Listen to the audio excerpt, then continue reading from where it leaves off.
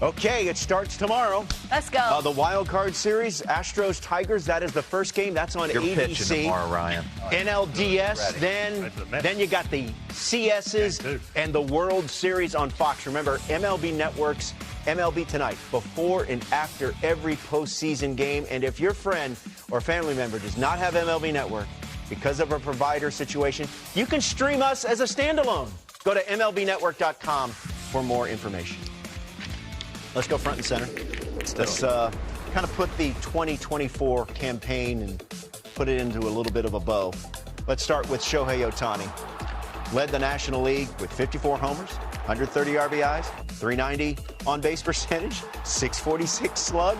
He led Major League Baseball with 134 runs scored and 411 total bases. And next year, he's going to strike out 250 He's going to batters. pitch in the NLCS. Oh, you think? stop it right now. Don't be shocked. Why would you do that? You don't need to do Why that. would you? They don't need to do that right now. No. You imagine him warming up and running out of that bullpen in Dodger Stadium. Can you feel me? I don't like People. I don't like that. Come on. Meantime, Aaron Judge on another amazing campaign for the Yankees captain. 58 homers, 144 RBIs, 701 slug, a weighted runs created plus of 218. And it's the last time he swings the bat this year. Just the fifth player to hit 55 or more homers in multiple seasons. Austin Wells, Bobby get ready. Witt Jr. He won the AL batting title with an average of 332. Second most valuable player going by WAR behind only Aaron Judge. He's the first shortstop in Major League history with multiple 30-30 seasons. I figured Speaking it out, of too. batting I was titles. locked in on his lower half Saturday. The Cavs. Luis Ariz Are in won his third batting title with his third different team. The Twins, the Marlins, and now the Padres led the National League with an average of 314. First player in history to win a batting title with 3 different teams, and he did it in consecutive seasons. Why do people keep trading him? What are we doing? Jose Ramirez. He could have got to 40, by the way. He did. Lauren, you bring up a good point. The Astros and Guardians were rained out yesterday because that's all it does in Cleveland is rain. So he was stuck on 39 homers, 39 doubles, 41 stolen bases. Oh, shucks. Let me go buy something. I mean, he's got 150 gigantic. You just go buy something. When it rains, henceforth, put a roof on it. Anthony Santander, what a season for Tony Taters. He goes into free agency feeling good. 44 homers, 5th most by a switch hitter in history. 3rd most in the league behind Judge and Ohtani. Anthony Santander, get your first baseman's mitt because you're coming to Houston. All right, Juan Soto. You just put Paul Goldschmidt there. Okay, well, they can both share. They can battle that. platoon. Juan Soto, 3rd best OPS in baseball in 2024 behind Judge and Ohtani. Arguably the best season of his career. Career high 41 homers. He will be a free agent, and he's going to make $900 million. I thought you were saying, and he's going to the Mets. No. Control him. Paul Skeens, 5th lowest ERA by a rookie pitcher since earned runs became an official stat. We told you that in our previous segment. Among pitchers to throw at least 130 innings.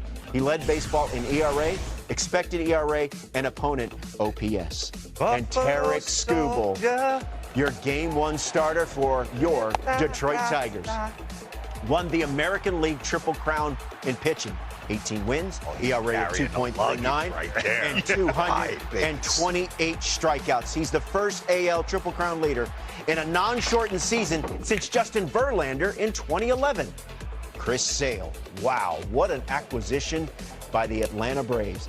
Currently leads the National League in Triple Crown categories. Could be the NL Triple Crown winner, depending on what happens today in the doubleheader. Could be the 4th time in history we have pitching Triple Crowns in both leagues in the same season. Hellboy Ryan Helsley led the National League with 49 saves. Posted an ERA of just over 2 at 2.04 in 66 in the 3rd innings. And then there is this monster. Emmanuel Clase. He's throwing 100-mile-per-hour cutters. He's got an ERA of .61. The strikeout numbers aren't as high as you would think, but no one gets a hit off him. No one scores a run. And I don't know what the answer is if you got to face this dude. Yeah, he's pitching every game this postseason. Maybe 2 innings every game. Postseason week, can't wait. So fun to look back as we welcome you back inside. So let's do it. We have about 5 minutes to decide our takeaways from the entire season. It could be a player. I know, we're going broad. It could be a trend. Ooh. You're up for the task. You're up first. Sure. Takeaway. Let's go. What are you thinking about this I like final week? the stolen bases coming back into play a little bit. You know, you see Otani getting 50 plus, nearly 60. You see guys starting to swipe bags. I know we want to see that. I like to see the running game a little bit more. I like to. We're seeing a little bit more of a trend that way. I have so many takeaways. Juan Soto worked to perfection. Baltimore sabotaged kind of their entire mojo at the deadline, but then are rallying. But I think for me, the batting average has been so undervalued. I still think it holds a place in the game. Certainly, you don't want to see this guy in the 8th or 9th inning leading off. And to win 3 batting titles in a row, it hasn't been done since Miguel Cabrera, if I'm not mistaken. But to go to 3 different teams and do it, Luis Ariz, there is something to be said. And Robert, we had a chance 30-15 to actually sit down and do a demo with him. Yeah. He's so engaging. I just don't. Look at this. He didn't punch out for 141 straight plate. Hey, I get it. In a game of outhouse or castle, the Braves could use a little bit of this based on what I saw on Saturday night. Way too much punching out going on. If this is a guy that's getting traded every year for the past 3 years, then maybe we're just not thinking or valuing the right things. But what do I know? I mean, I'm just here. Well, I sitting think on we just throw the punch out at it as these guys are throwing explosive stuff. Don't get me wrong; they're throwing explosive stuff, but it is a commitment to have a 2-strike approach. How many guys finished the season over 300, and how many, when you played, finished the season with an average over 300? I would assume it's 9 now, 7. And what was it back then? Probably times 3. 7 this year, Nate says. You wanted to focus on some pitchers that turn their careers around, kind of flip the scripts from the previous year. Yeah, I want to focus in. I got 5 guys. I love a good comeback story, and not guys who are just getting back to their ability and kind of pitching, but guys who are game changers on their team. So I've got 5 pitchers for you. The first one, right, it's got to be Dylan Cease. Now, if you go back to 2023, the Chicago White Sox were a team that they were supposed to be good, right? I mean, they were supposed to be the front runners, especially in the AL Central. They lost 100 games. They had a bullpen, by the way. You had Joe Kelly, Liam Hendricks in that bullpen. Yeah. They were supposed to compete. And this guy, Dylan Cease, man, he was the runner-up in 2022 for the Cy Young, couldn't get it done. Goes over to San Diego, a little bit of a risky move. They gave up quite a few players. Man, he just turned it right back around. You love to see it because you're questioning, all right, is there a little bit of an injury risk here? Losing that velocity, he was absolutely stellar without some of their big dogs there in that rotation. What about Luis Severino? He was on his way out, especially with the Yankees. You go back to 2023, he was a thrower. I'm talking just trying to line up the radar gun, top of the strike zone, wasn't getting it done. He kind of had that generic slider as well. Comes into this year, he learns how to pitch a little bit.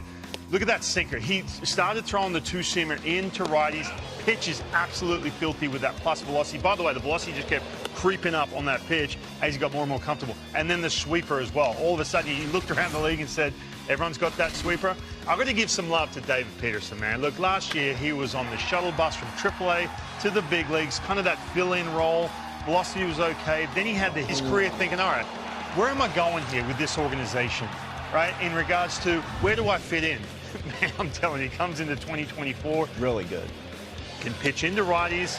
I love that, not scared to go in. The changeup was a huge factor. Started figuring lefties out a little bit. By the way, that changeup went from guys hitting 360 to around 200. And yesterday was huge, man. The Mets, they needed something, 7 shutout, punching tickets. And what about Luke Weaver? We're talking about the New York Yankees, the bullpen issues they had as you got to about midway through the year. This guy was just a fill-in, spot starter all over the place. Even with the Yankees, he was jumping around different teams, claimed off waivers, the whole bit.